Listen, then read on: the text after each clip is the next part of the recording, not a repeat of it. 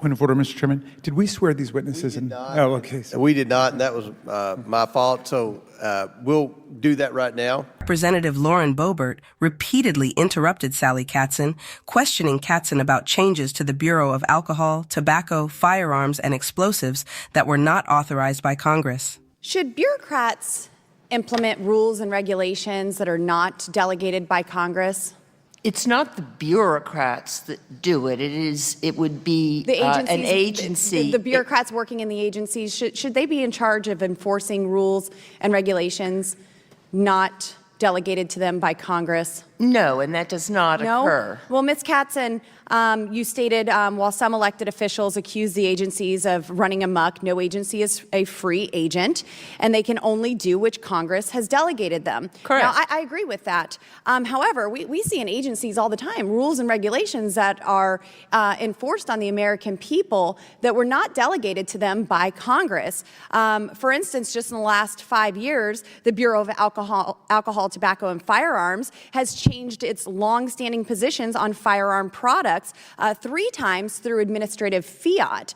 I have no quarrel with what the ATF has done, because in each instance, but you said here that they can only do which Congress has delegated to them. So now these changes have resulted in products that were previously classified as lawful by the ATF. Now they're being considered illegal or regulated under the National Firearms Act, essentially making homeowners, gun owners, obtaining maybe 40 million firearms with stabilizing braces, criminals overnight. Felons even. And so, Ms.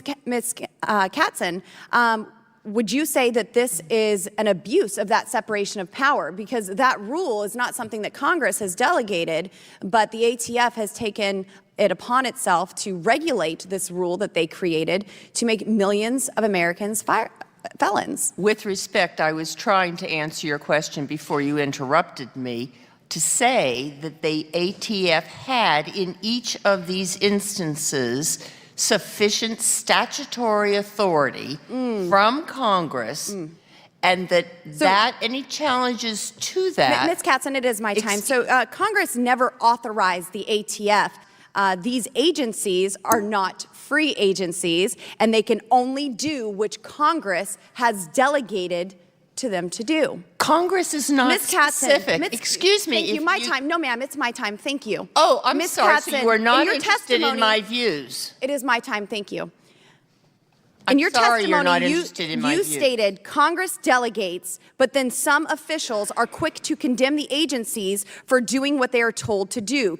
Now, would you agree that the Biden administration has a pattern of purposefully misinterpreting the law in order to carry out their political agenda?